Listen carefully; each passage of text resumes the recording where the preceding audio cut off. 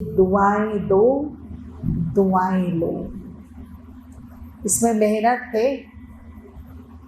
मेहनत है क्या? या कोई भी कर सकता है इस काम को? जी हाँ या ना? कोई भी कर सकता है कि नहीं? दुआएं देना, दुआएं लेना, देना भी है और लेना भी है। जैसे हमें अपने जीवन में धन की, घर के साधनों की आवश्यकता होती है, ऐसे ही अपने जीवन में हमें दुआओं की भी बहुत ज़रूरत तो होती है। और ये दुआएं तब काम आते हैं जब ना तो धन काम आता, ना घर काम आता, ना जन काम आता, पद पोजीशन नहीं काम आता, सगे संबंधी काम नहीं आते। तब लास्ट ऑप्शन बचता है दुआएं। लास्ट में हम क्या कहते हैं? बस अब तो दुआ कीजिए, दुआ दीजिए, या भगवान ही कोई चमत्कार कर सकता है, बोलते हैं ना ऐसा। तो देखा है कि जब धन वालों के धन काम नहीं आते, पद पोजीशन वालों के पद पोजीशन काम नहीं आते, बड़ी बड़ी सोर्स सिफारिश है वो काम नहीं आती, तब क्या काम आते हैं? दुआएं, हमारे द्वारा किए गए पुण्य कर्म और ऊपर वाले का साथ। अगर ये हमने कमाया नहीं तो फिर वक्त आने पर कैसे यूज करेंगे? धन कमाओ नहीं तो घर कैसे चलेगा? चलेगा क्या? कमाएंगे तो चूल्हा जलेगा, है ना? घर मिलेगा रहने को। इसी तरह से अगर हमने पुण्य नहीं कमाए, दुआएं नहीं कमाई, तो फिर जो जीवन में सुख दुख, उत्थान पतन, लाभ हानि चलते रहते हैं, तो वो स्टेबल कैसे रहेगा? लाभ में हम सीधे सीधे चल रहे, थोड़ी हानि हो गई तो डामाडोल हो गए। सुख में बहुत सुखी हैं, दुख आया तो बिखर गए। लेकिन ये कंडीशन ऐसी हो कि चाहे मेरे जीवन में सिचुएशन कैसी भी हो, अब मनुष्य जीवन है तो परिस्थिति स्थिति बदलती रहती है ना, क्योंकि हम सतयुग में तो है नहीं, कलयुग के अंत से हम गुजर रहे हैं। और अब समय वो आ गया है कि आत्मा के जो पूर्व जन्मों के लेखे जोखे हैं, उसमें भी खास जो नेगेटिव लेखे जोखे हैं, अब वो सब क्लियर होने वाले हैं। और जब वो क्लियर होंगे तो राह कैसी होगी ना? कैसी राह होगी? कभी ऐसा लगेगा उतार है, कभी ऐसा लगेगा चढ़ाव है, परंतु उस उतार और चढ़ाव में मेरे जो मन की स्थिति है वो स्टेबल रहे। यही राजयोग सिखाता है और यही बाबा का ज्ञान सिखाता है। समय अनुकूल हो या समय प्रतिकूल हो, मन की स्थिति एक रस हो, एक रस। श्रीमद् भगवद गीता में भी जो योगियों की डेफिनेशन बताई है वो यही बताई है कि चाहे निंदा हो या स्तुति, लाभ हो या हानि, मान हो या अपमान, सुख हो या दुख, योगी ऐसे ऐसे होगा या फिर ऐसे होगा, हर हाल में वो कैसे रहेगा। बात फिजिकल शरीर की नहीं है, बात है यहां से हम स्टेबल रहें। स्थिर प्रज्ञा जिसको नाम दिया है योगी, मतलब स्थिर प्रज्ञा, जिसकी मन बुद्धि स्थिर हो, अस्थिर नहीं, विचलित नहीं, भटके नहीं। और अस्थिर और विचलित होने वाली बुद्धि क्या करती है? ओवर थिंकिंग, बहुत ज्यादा सोचने की आदत। और ज्यादा भी फिर जब सोचेंगे तो अच्छा तो नहीं सोचेंगे। जब ज्यादा सोचने की आदत पड़ जाती है तो ज्यादा अच्छा सोचते हैं कि ज्यादा नेगेटिव सोचते हैं? जी, नेगेटिव सोचते हैं। और जब नेगेटिव सोचते हैं तो एनर्जी कैसी क्रिएट होती है? नेगेटिव। ओरा मेरा कैसा बनता है? क्योंकि मेरी ही सोच की एनर्जी से मेरा आभा मंडल बन रहा है, वो भी नेगेटिव। अब ये नेगेटिव ओरा कैसे होता है? चुंबक की तरह। चुंबक की तरह कैसे होता है? जैसे चुंबक चुंबक को खींच लेता है ना, लोहे को खींच लेगा अपने पास, ऐसे ही नेगेटिव ओरा वातावरण में जितनी भी नेगेटिविटी है, जितनी भी, उसको क्या करता है? खींच लेता है।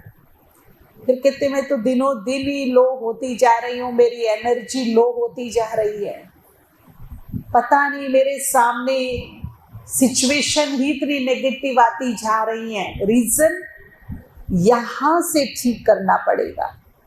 यहां पॉजिटिविटी आ गई, यहां आशा आ गई, उम्मीद आ गई, तो मेरा ओरा भी पॉजिटिव बनेगा, शक्तिशाली बनेगा। और जितनी भी पॉजिटिविटी ब्रह्मांड में है, प्रकृति में है, उसे वो क्या करेगा? अट्रैक्ट करेगा, अपनी तरफ आकर्षित करेगा। और फिर चाहे सिचुएशन कितनी भी नेगेटिव हो, थोड़े ही समय के बाद मुझे रिजल्ट पॉजिटिव मिलेंगे। तो एक तो अपनी सोच पर ध्यान रखना है। सुबह से शाम तक भगवान के महावाक्य हैं कि जैसा हम सोचते हैं वैसा हमारा जीवन बन जाता है, हमारा भविष्य, हमारा भाग्य, हमारा फ्यूचर बन जाता है। तो अपनी सोच को होपफुल्ली रखेंगे, आशावादी, निराशा वाली सोच नहीं, दुख वाली सोच नहीं, या फेलियर वाली, असफल वाली सोच नहीं। हमेशा ही होपफुल्ली रहना है। अगर अब इस कलयुग के चैलेंज को मुझे फेस करना है तो इसमें आशावादी होकर रहना पड़ेगा, उम्मीद छोड़नी नहीं है। जितना हम आशावादी रहेंगे तो देखेंगे कि आशा की कोई ना कोई किरण इस घोर अंधियारे में रोशनी का काम करेगी, रास्ता दिखाने का काम करेगी। और यदि हम निराशा में आ जाते हैं तो निराशा के काले बादल हमारे रोशनी आने के सारे झरोकों को बंद कर देता है ना। तो पॉजिटिव कब रहेंगे? जब हमारा मन शुद्ध और स्वच्छ होगा। दुआएं कब दे सकते हैं, ले सकते हैं? जब मन शुद्ध और स्वच्छ होगा। यदि मन में ही मेरे गंदगी भरी पड़ी है, एक दूसरे के प्रति जेलस है, निंदा चुगली है, ईर्ष्या, द्वेष, नफरत, घृणा है, गुस्सा है, कामुक विचार है, तो उस मन से दुआ निकल सकती है, क्योंकि भाव ही खराब है। और जब तक भाव अच्छे नहीं, तब तक दुआएं काम नहीं करेंगे। भले मुख से कितनी भी दुआएं सुबह शाम हजारों दो, लेकिन मन के भाव ही दुआओं को फलीभूत करते। इसीलिए तो अपने मन की धुलाई करे, जैसे तन की रोज धुलाई करते ना, स्नान करते। और यदि 10 दिन स्नान ना करें तो कैसा लगेगा? 10 दिन आप स्नान नहीं करो तो क्या एक दूसरे के पास बैठ पाएंगे? कितना स्मेल करेगा शरीर हमारा। मन की यदि हम धुलाई नहीं करते तो फिर होता क्या है? अंदर गंदगी पनपने लगती है। तो अपने मन की धुलाई करनी है। हमारे मन में बस नेगेटिविटी पे हमें ध्यान नहीं देना है। सुबह ही अपना इंटेंशन चेक कर लें, अपना मन चेक कर लें, मेरे मन में कौन से भाव पनप रहे हैं। मेरे मन में केवल शुभ भाव, क्षमा भाव, रहम का भाव, प्रेम का भाव, दया का भाव, यही भाव हूं। इसके अलावा दूसरा और कोई भाव मुझे नहीं चाहिए। ना किसी के लिए अशुभ भाव हो और ना ही किसी के लिए जेलस, ईर्ष्या, नफरत, क्रोध, जिनमें से बदबू उठती हो, जिनमें से मैं खुद भी दुखी होता हूं और जिसके लिए सोच रही हूं, जिसके लिए मेरे मन में इस प्रकार के भाव हैं, उनको भी एक नेगेटिव धुआं जा रहा है। तो ना मैं सुखी रहूंगी और ना ही जिसके लिए भाव हैं वो मेरे से सुखी रहेंगे। खुद भी दुखी रहूंगी और वो भी दुखी रहेंगे, परेशान, असंतुष्ट, खुश नहीं रहेंगे हमसे। और मन ही मन के जो धागे हैं ना, ये बड़े नेगेटिव धागे जुड़ेंगे। जब हम मन से किसी के लिए खराब सोचते हैं, अशुभ भाव, नफरत के भाव, क्रोध के भाव, नाराजगी के भाव मन में रखते हैं, मुख से भले हम स्माइल कर रहे हैं, मुख से भले हम मीठा बोल रहे हैं, पर मन में अच्छे भाव नहीं है,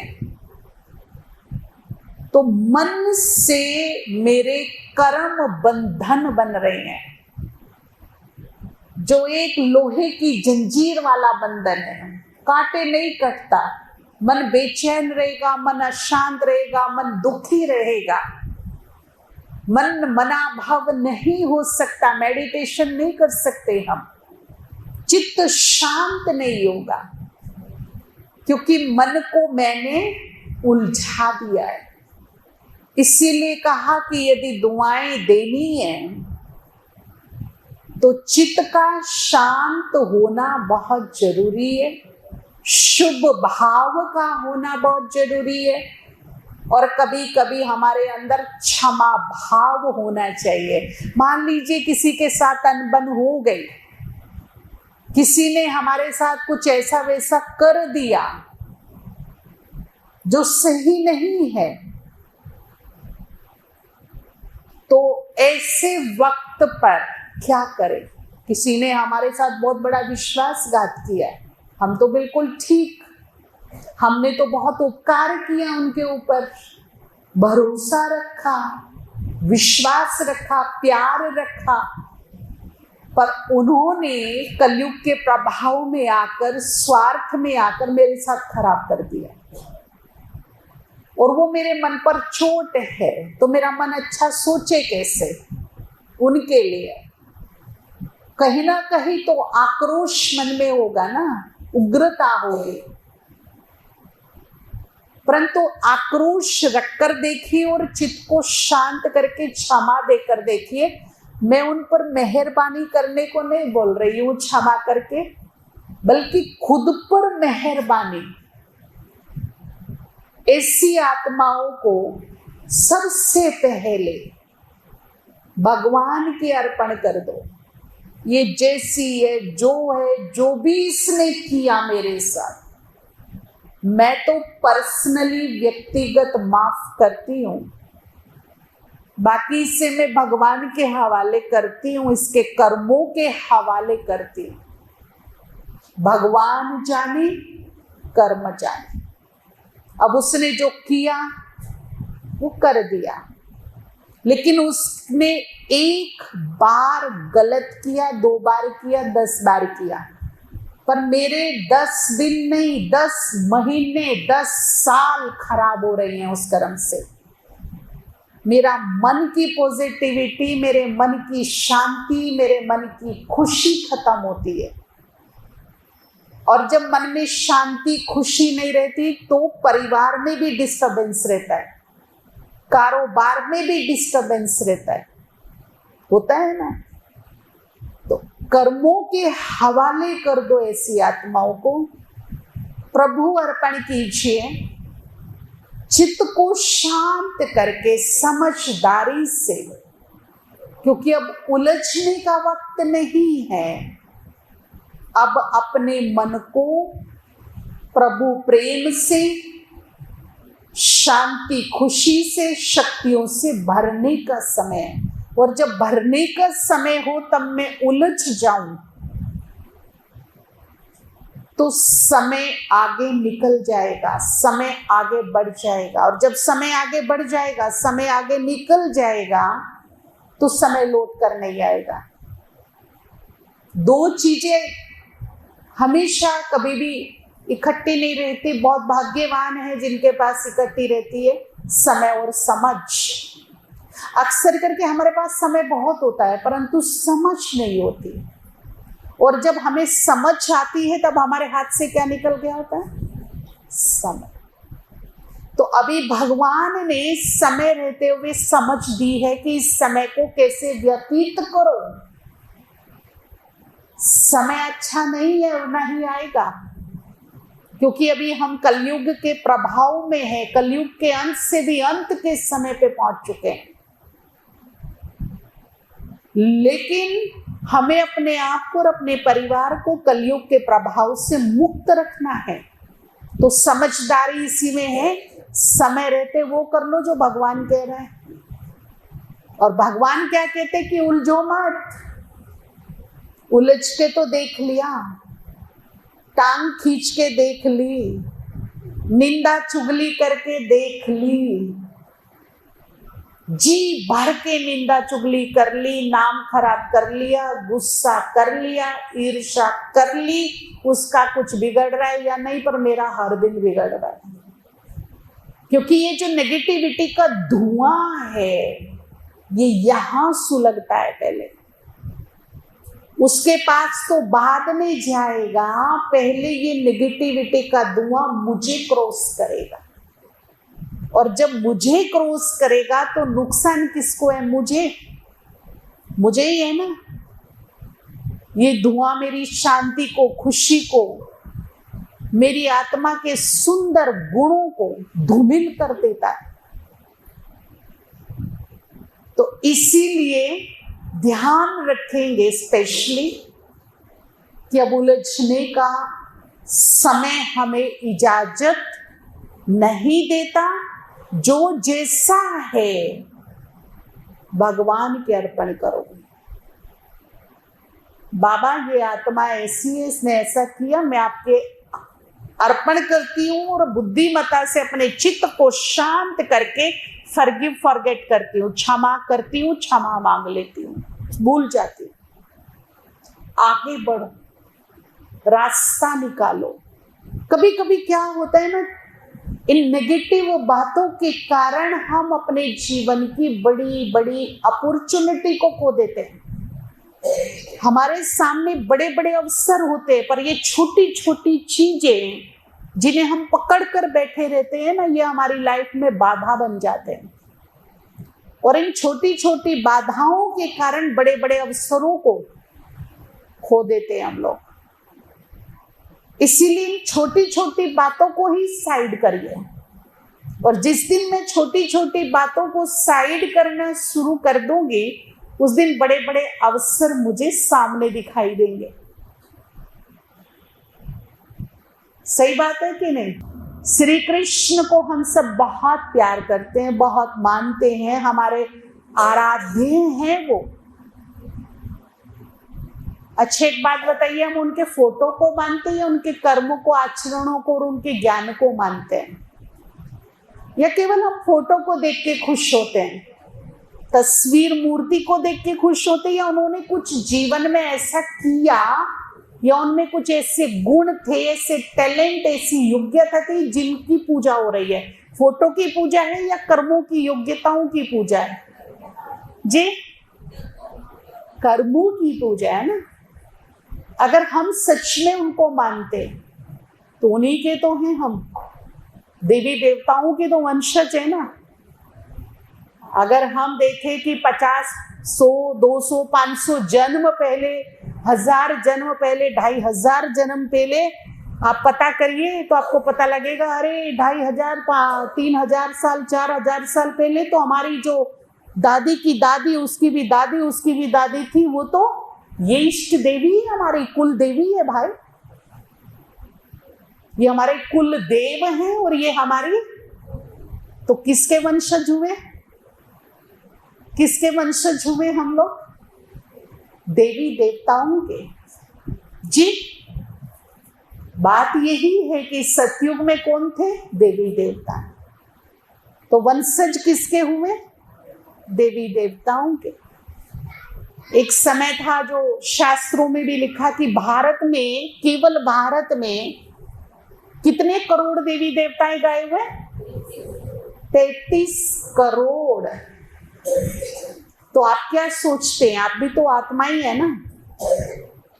भले ही शरीर विनाशी है, शरीर छोड़े हैं, परंतु आत्मा उन 33 करोड़ में थी कि नहीं? या कोई और थे वो? या हम में से ही थे? जी, हम में से भी तो होंगे कि नहीं?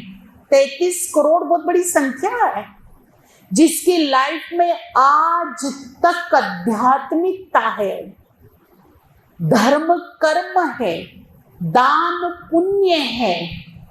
समझ लीजिए वो 33 करोड़ में से एक है। 33 करोड़ में से वो एक है, जिसके जीवन में आज भी सात्विकता है, पवित्रता है, दिव्यता है, अलौकिकता है। वो उन 33 करोड़ में से एक होगा कि नहीं? जी, क्योंकि उसकी आत्मा में ऑलरेडी देवत्व है, और वो देवत्व ही आज अब इस वक्त काम कर रहा है। आप देख लीजिए कलयुग का हाल, क्या दया धर्म बचा है? रहमो करम बचा है? दान प्रवृत्ति बची है? छीनने की आ गई। आजकल तो मनुष्य को ऐसे मार देते हैं जैसे कोई आलू गोभी काट रहा हो रहा है कि नहीं? देवत्व दिखाई देता उनके अंदर की देवत्व है। उनसे अगर कंपैरिजन करो खुद का तो लगेगा मेरी आत्मा में क्या है? देवत्व है, मेरे अंदर दया है, दया धर्म है, रहम करम है, मेरे अंदर छीनने की नहीं देने की आज भी भावना है।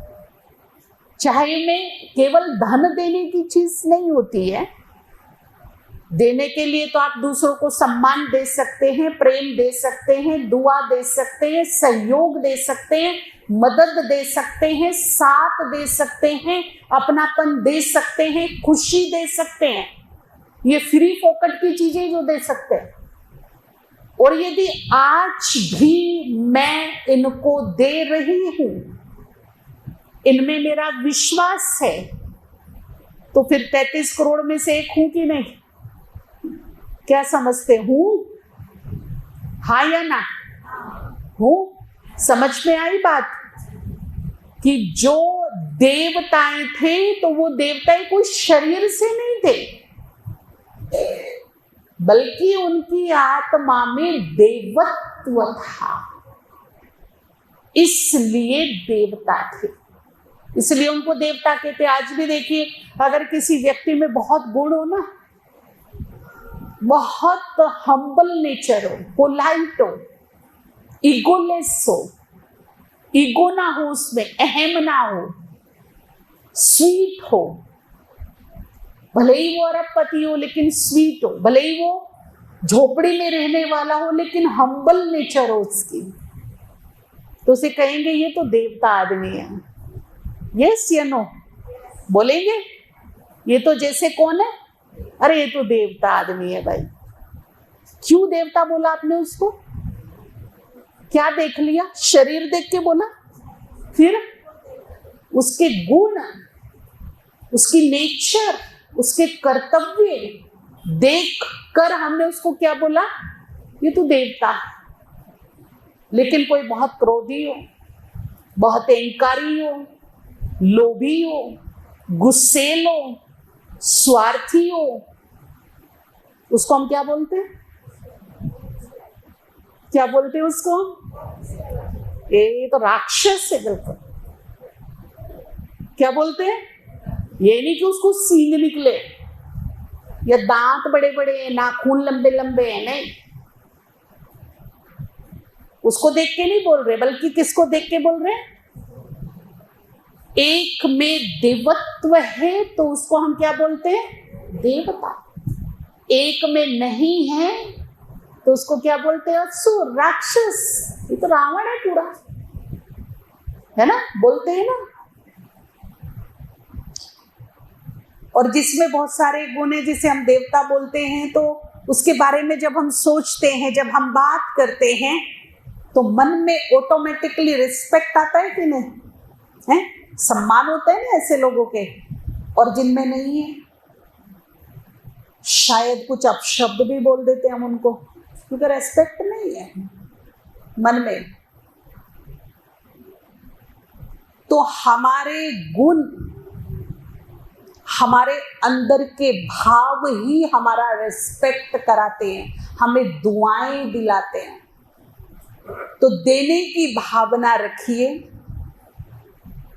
आपके पास देने को बहुत कुछ है, केवल धन ही देने की चीज नहीं है। आप खुलकर सबको प्यार दीजिए, शांति दीजिए, सुख दीजिए, सम्मान दीजिए, खुशी दीजिए, साथ दीजिए, सहयोग दीजिए, मदद दीजिए, अपनापन दीजिए। कितनी चीजें हैं देने को। ये देने वाली चीजें नहीं है क्या? हाँ या ना? किसने रोका है फिर देने के लिए? हम कहते भगवान कभी हमारा हाथ ऐसे मत करना, लेने वालों में हमें मत रखना। हमें किस में रखना? कब रखेगा भगवान देने वालों में?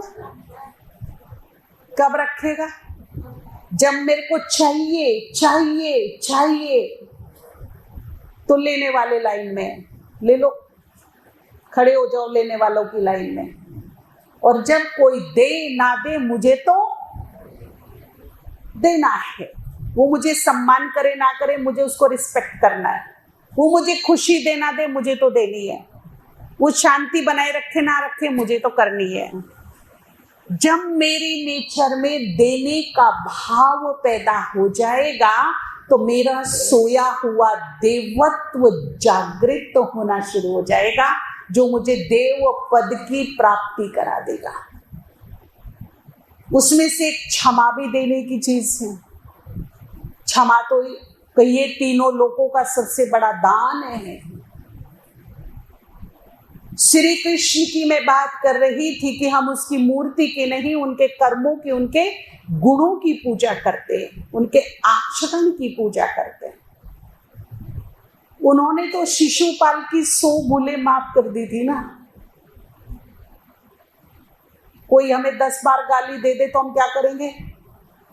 11वीं बार क्या करेंगे हम? जैसे को तैसा। लेकिन श्री कृष्ण ने कितनी की थी जी? तो हम अपनों की, जिनसे कुछ छोटी मोटे मनमुटाव है, नाराजगी है, बोल चाल बंद है, आज रात को श्री कृष्ण को यदि हम दिल से मानते हैं, उनको फॉलो करते हुए 10 लोगों की गलतियां माफ नहीं कर सकते क्या? 100 की नहीं बोल रही, 100 बोले नहीं बोल रही हूं कि 100 बोले माफ कीजिए। मैं कितनी बोल रही हूँ? 10 बोले हो सकती है, हाँ या ना? भाई लोग एग्री हैं? कौन कौन कर सकता है? हाथ उठाइए। आप भूले माफ करेंगी तो उनकी क्या मिलेगी आपको? और दुआएं कब काम आएंगी? कब काम आती है दुआएं जी?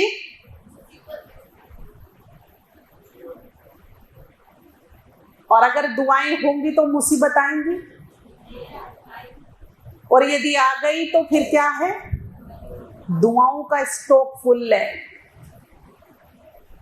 दुआएं फाइट करती हैं, फाइट।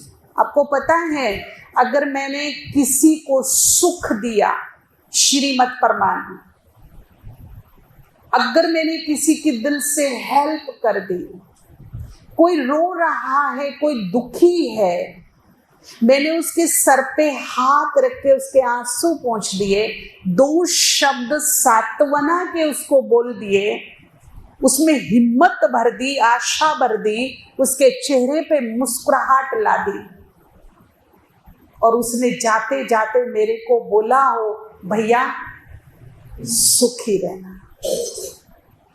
ये है कमाई। ये मैंने दुआ मांगी नहीं, दुआ मांगने से नहीं मिलती भैया, क्योंकि दुआ इस संसार की सबसे कीमती दौलत है। ये कमानी पड़ती है, ये फ्री पॉकेट में नहीं मिलती है। दुआएं कमाई जाती है, और जो दुआएं मैंने कमाई वही रंग लाती है, वही फलीभूत होती है। ठीक है ना? कौन सी दुआएं फलीभूत होती है? जो कमाई है, जो दिल से ली। जैसे मैंने अभी बताया ना, उसने कहा भैया सुखी रहना। अब मान लीजिए पूर्व के कर्म के अनुसार या इस जन्म के कर्म अनुसार मेरे लाइफ में दुख आने हैं, परंतु मुझे दुआ मिली है, कौन सी?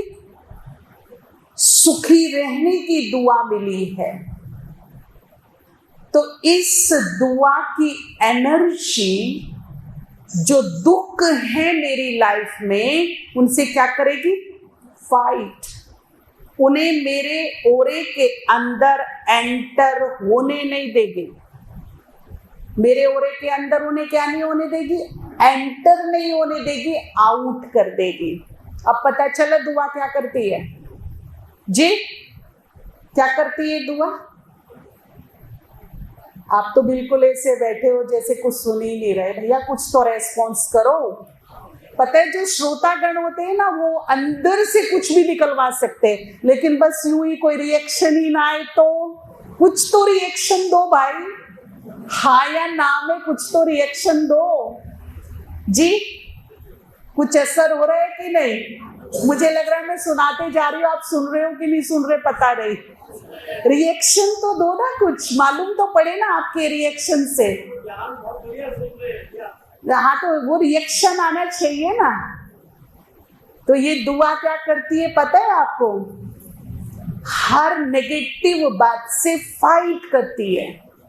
मेरे ओरे के अंदर नेगेटिव एनर्जी को आने नहीं देगी, परिवार को नहीं आने देगी, कारोबार को नहीं आने देगी।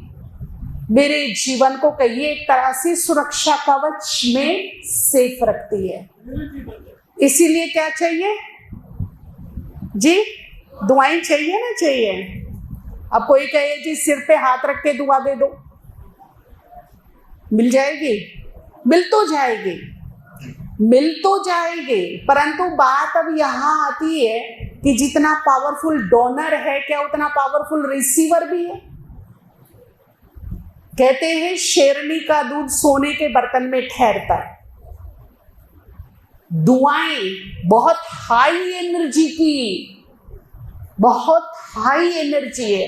तो अगर मेरे मन में अशुद्धि है, ईर्ष्या, द्वेष, विकार, क्रोध, नफरत, बदले का भाव है तो लो एनर्जी है। तो ये हाई एनर्जी लो एनर्जी में प्रवेश कर पाएगी क्या, बताना। तो मन का क्या चाहिए, शुद्धिकरण। इसीलिए कहा देने वाला तो दे ही रहा है। आप भगवान का 2 मिनट ध्यान कीजिए खाली, तो भी आपको वरदान दुआएं मिलेंगी। परंतु क्या उस एनर्जी को लेने के लिए मेरा मन पावरफुल है, उस एनर्जी के लेवल का है जो एनर्जी मुझे मिल रही है। मैं तो आपको 50 किलो का बहुत सुंदर महंगा गिफ्ट देना चाहती हूँ, परंतु आपकी भुजा में ताकत तो होनी चाहिए ना उसको लेने के लिए। मैं आपके हाथ पे रखूं, वो आप नीचे गिरा दो तो हाथों में भुजाओं में ताकत ही नहीं उसको संभालने की, फिर क्या करोगे। तो दुआएं तो मिल रही है, दुआएं दे रहे हैं, परंतु रिसीवर पावरफुल चाहिए। जितना पावरफुल देने वाला उतना पावरफुल लेने वाला। इसलिए दुआएं लेना भी एक कला है। मिल तो रही है पर उसको संभालना, उसको ग्रहण करना अपने मन के पात्र में, ये बड़ी बात है। और अशुद्ध मन में, नेगेटिव मन में दुआएं नहीं रहेगी, क्योंकि दोनों का लेवल अपोजिट हो जाएगा। एक बहुत शक्तिशाली एनर्जी और एक बहुत ही लो एनर्जी। आपने बहुत अच्छी खीर बनाई है, आप उसे गोबर में मिला के थोड़ा ही दोगे, है ना। तो दुआएं का भी यही काम है, जब तक मन शुद्ध नहीं तब तक दुआएं ठहरेगी नहीं। तो देना और लेना, आप केवल 1 महीना एक काम करके देखिए। जीवन में ना परेशानियां हैं, तकलीफें हैं, किसी भी प्रकार की रुकावटें, सवेरे उठ करके सबसे पहले भगवान से नमस्कार, गुड मॉर्निंग करके आशीर्वाद लेना, और फिर उस आशीर्वाद को पूरे विश्व की आत्माओं को देना। कोई बैर भाव नहीं मन में, सच्चे हृदय से माफ करके, माफी मांग करके मन ही मन इन दुआओं को जितने भी सृष्टि में मनुष्य आत्माएं हैं उनको देना सच्चे हृदय से। सबका कल्याण हो, सबका भला हो, सब सुखी रहें, सब खुश रहें, सब निरोग हो, सबके जीवन में सुख शांति हो, सब सदमार्ग पर चलने, सबको सद्विवेक प्राप्त हो, चित्त सबकी शांत हो। और उसके बाद जो घर परिवार के लोग हैं ना, चाहे वो छोटे या बड़े, ये नहीं कि बड़े बूढ़े ही दुआएं देते हैं। आत्मा छोटी बड़ी नहीं होती, उसकी एज नहीं होती, आत्मा की शरीरों की एज होती है। जो भी आपके घर परिवार में है, मन ही मन जो भी सामने आए उससे बहुत दिल से 1-2 दुआएं देना, मन ही मन। फिर आप जब घर से बाहर निकलते हो या आसपास के मोहल्ले पड़ोस को देखते हो, मन ही मन दुआएं देना उनको, ये सुखी, स्वस्थ, सदा सुखी भाव, ये निरोग, इसका जीवन निर्विघ्न हो। रास्ते में भी जिसको आंखें देखती है ना, भले वो आप जानते हो या नहीं जानते, वो दूर से गुजर रहा है, जिसको भी देख रहे, मन में दुआ का भाव हो उसके लिए।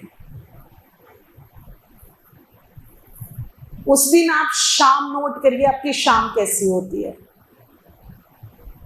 पूरा दिन आपने जिसको भी देखा उसको दुआ दी, उस दिन की शाम कैसी होगी खुद एक्सपेरिमेंट करके देखना, और 15 दिन के बाद बताना योग लगा कि नहीं लगा। जब चित्त शांत होगा, पॉजिटिव होगा, शुभ भाव और दुआ से भरा होगा, तो योग अपने आप लगेगा, मन स्थिर हो जाएगा, मन को जहां चाहेंगे वहां लगेगा। इसीलिए बाबा ने कहा कि मेहनत मत करो, नहीं हो रहा ना तुमसे, कोई बात नहीं, सबसे सहज काम करो। और वो सहज काम क्या बताया? दुआएं दे दो और दुआएं ले लो। तो 15 दिन में, महीने में हमारा ध्यान परमात्मा में लग जाएगा। जितनी देर हम चाहेंगे उतनी देर उसका ध्यान कर सकेंगे, उसके दीदार कर सकेंगे, दर्शन तीसरे नेत्र से कर सकेंगे, उससे बात कर सकेंगे, उसकी दुआएं ले सकेंगे, अपनी सुना पाएंगे और उसकी सुन पाएंगे। बहुत सुंदर अनुभव होंगे फिर परमात्मा के साथ के, बहुत ही अलौकिक अनुभव हम सब करेंगे। तो एक क्षमा, जब तक हम क्षमा नहीं कर पाएंगे तब तक हम क्या नहीं दे पाएंगे? दुआ। क्योंकि चित्त को यदि शांत करना है तो माफी देनी और माफी लेनी जरूरी है। तो आज रात को अपनों की छोटी मोटी भूल, जो अपने हैं, चाहे वो दोस्त हैं, फ्रेंड सर्कल में हैं, फैमिली में है, रिश्तेदारी में है, अड़ोस पड़ोस में है, 10 भूले माफ कर सकते हैं या नहीं? तैयार हो या सोचेंगे? 10 भूले माफ करके अपनी ओर से शुरुआत कर सकते हैं। माफ कौन करता है? उद्दंगड़ कौन करता है? छोटे करते हैं गलतियां, बड़ी सोच और बड़े दिल वाले क्या करते हैं? माफ। तो मुझे कौन सी लिस्ट में रखना अपने आप को जी? छोटे या बड़े? बात शरीर की आयु की नहीं है, बात है बड़ी सोच की, बात है बड़े दिल की। दिल किसका बड़ा है, सोच किसकी बड़ी है, वो ये काम करेगा, है ना? फिर आप देखना, अगर 2-4 से भी रूठे हुए से बात हो गई या शुरुआत हो गई, भावनाएं चेंज हो गई, भाव शुभ हो गए, तो फिर क्या होगा? एक अंदर में ना सुकून होगा, एक अंदर में संतोष होगा, एक अंतर मन की खुशी होगी, एक खुशी होती है। तब त्योहार वात्सव में क्या बन जाते हैं? उत्सव बन जाते हैं। उत्सव खुशी के अवसर बन जाते हैं।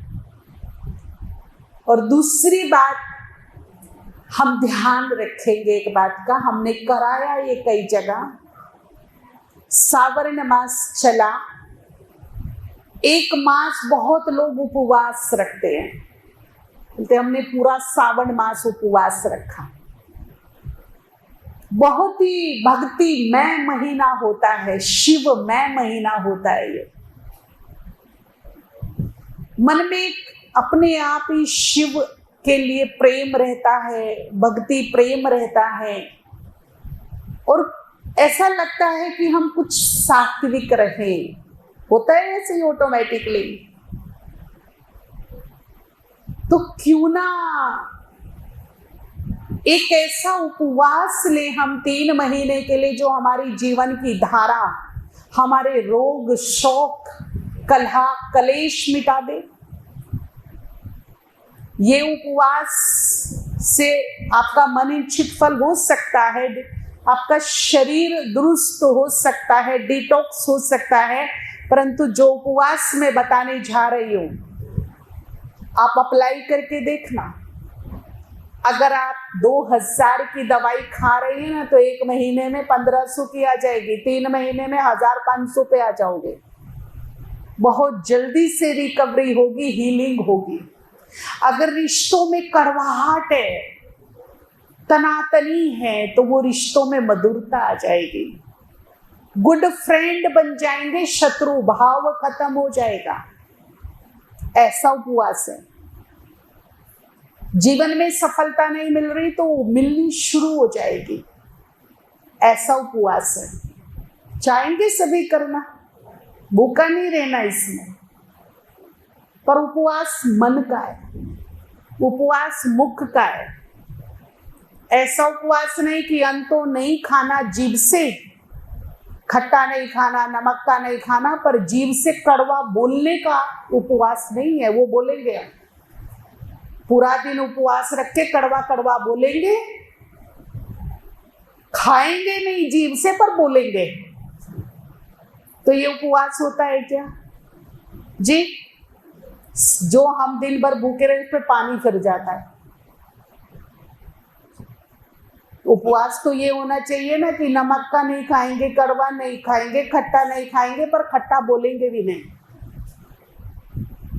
किसी के जीवन में खटास कड़वाहट तो बोलेंगे भी नहीं। ये उपवास है। तो ये उपवास क्या है? 3 महीना अप्लाई करके देखना, जीवन में सुधार आ जाएगा, नेगेटिविटी खत्म हो जाएगी, सुख शांति सफलता हमारे जीवन में आएगी, निरोगी काया मिलेगी। वो है 3 महीना। बहुत कलयुग के अंत में मुश्किल काम है, परंतु अगर कर सको तो आप रिजल्ट देखना 100% मिलेंगे। 50 नहीं, 100%। पर उपवास खंडित नहीं होना चाहिए। 3 महीना ना हम किसी की निंदा चुगली करेंगे और ना ही सुनेंगे। पॉसिबल है? पॉसिबल है?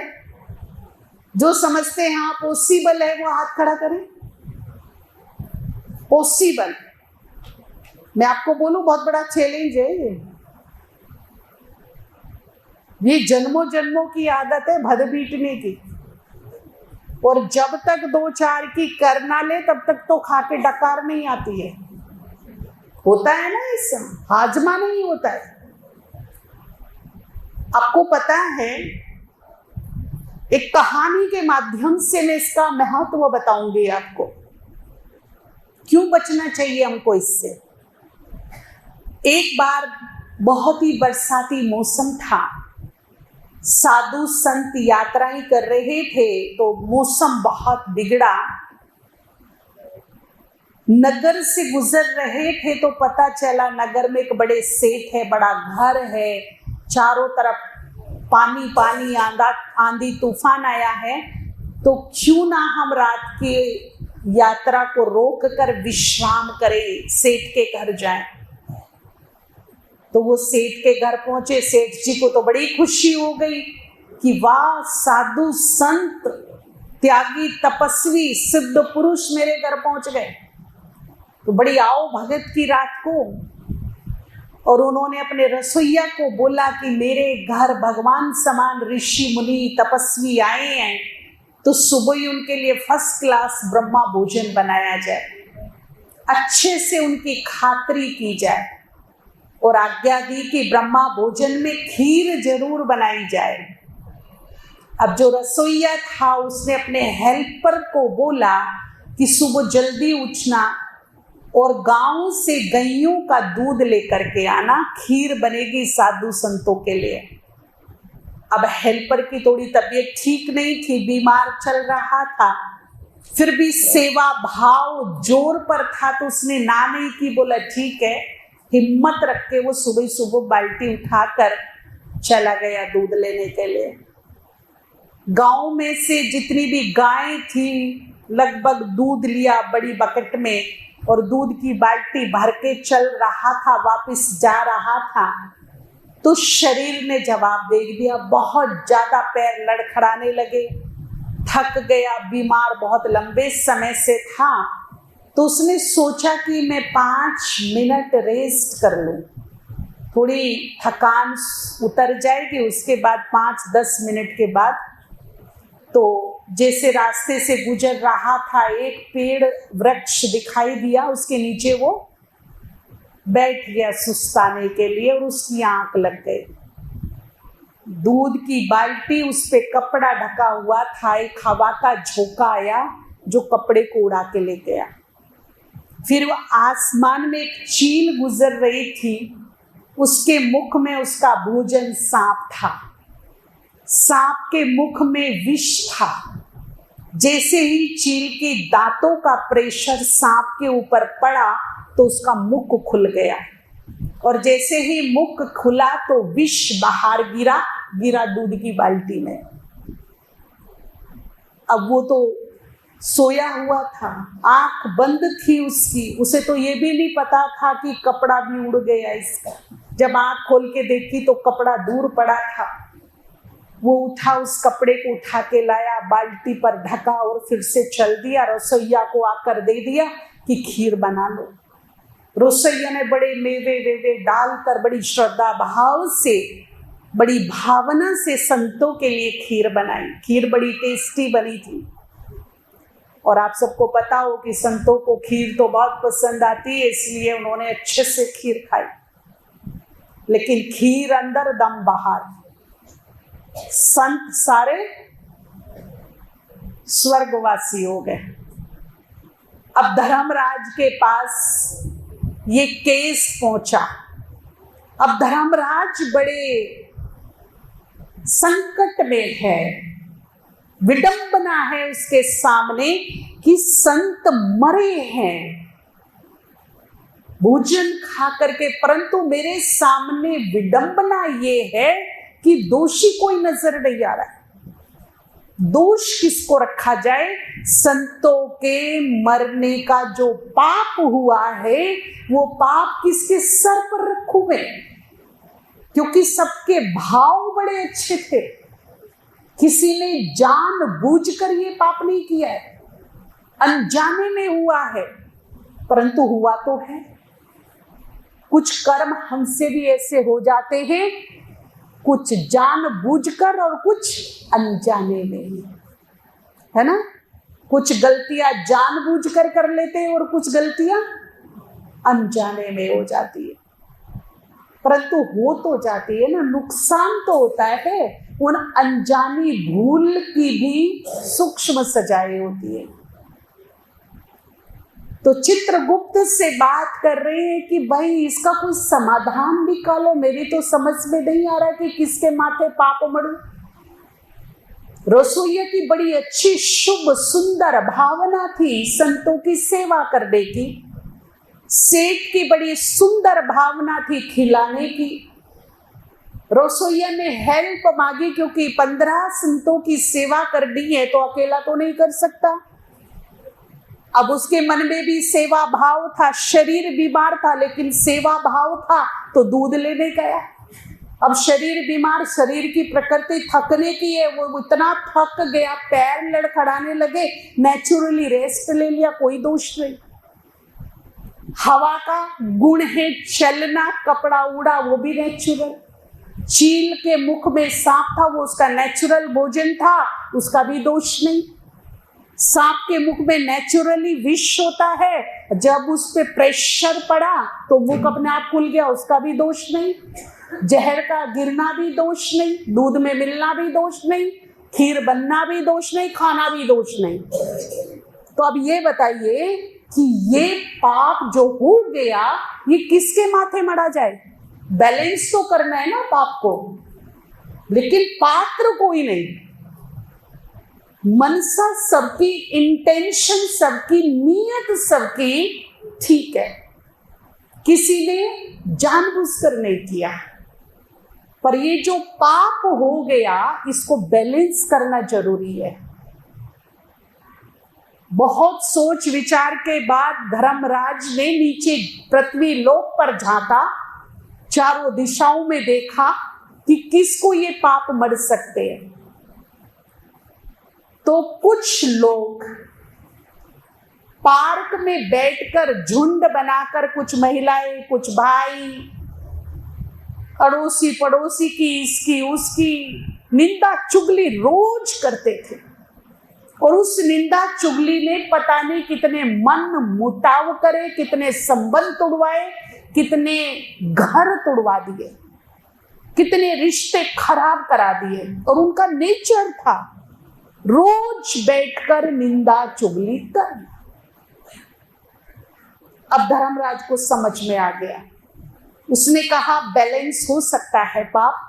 जो रोज निंदा चुगली करते हैं ना, तेरी मेरी बहू ऐसी, उसका पड़ोसी ऐसा, मेरा पड़ोसी वैसा, तेरी जेठानी ऐसी, मेरा भाई वैसा, उन सब के सर पर ये थोड़ा थोड़ा पाप मंड दो, बैलेंस हो जाएगा। ये रोज पाप करते हैं, रोज घर तोड़ते, रोज दिल तोड़ते, रोज रिश्ते खराब करते, रोज मन खराब करते।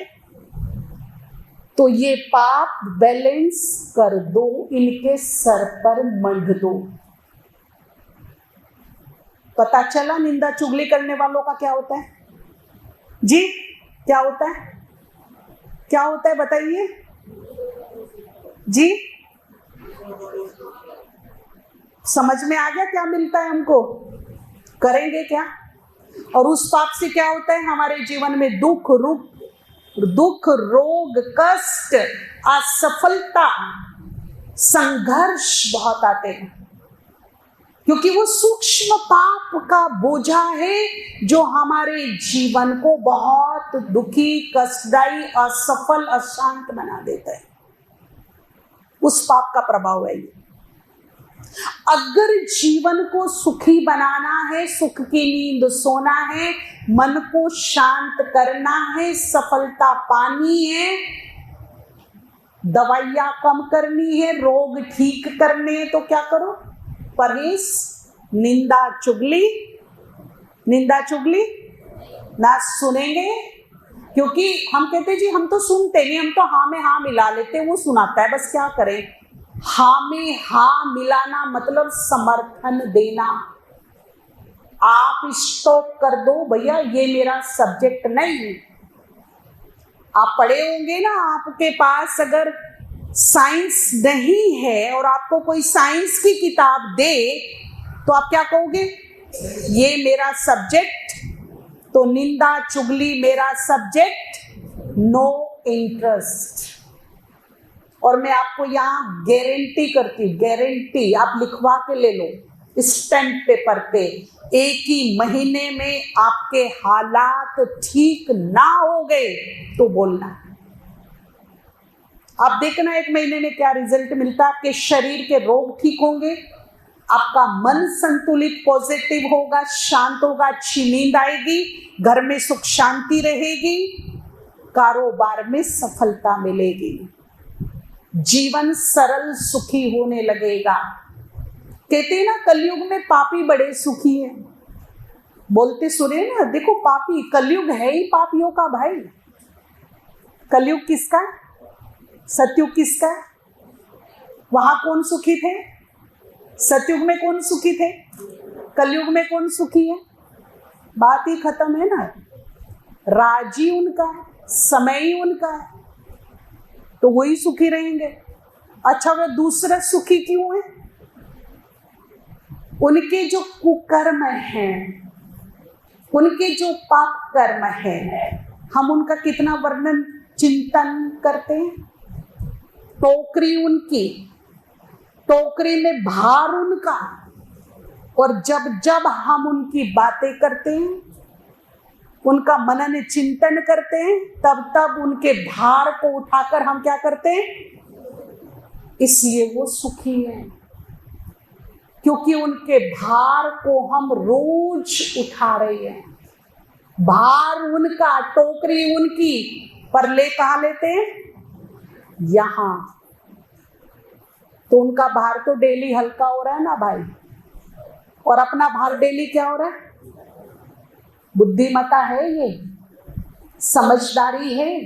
ध्यान रखिए, कर्म सिद्धांत अटूट है, कर्म गति ताले नहीं टलती। और जब कर्म गति सामने आती है तब भगवान टोटली साक्षी होते हैं, साथी नहीं होते। क्या होते हैं? इसीलिए जो जैसा कर रहा है उसका परिणाम उसे अवश्य मिलेगा, आज नहीं तो वेट एंड वॉच। परंतु उसके कर्मों का बोझ, उसके कर्मों का भार कहाँ ना रखे?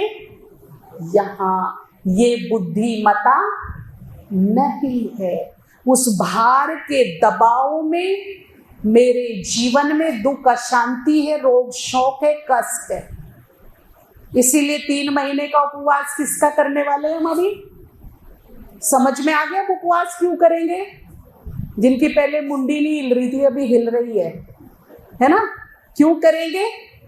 अपने जीवन की खुशहाली के लिए, अपने स्वास्थ्य के लिए, अपने जीवन की सफलता के लिए, परमात्मा की आज्ञा का पालन करने के लिए। भूखे रहने से वो प्रसन्न होगा या नहीं मुझे नहीं पता, परंतु यदि ये उपवास मैंने कर लिया तो वो 100% राजी होगा, प्रसन्न होगा और मन इच्छित फल प्राप्त कराएगा। ये श्योर है, ये पक्का श्योरिटी है इसमें। ठीक है, बहुत बहुत धन्यवाद। ओम शांति।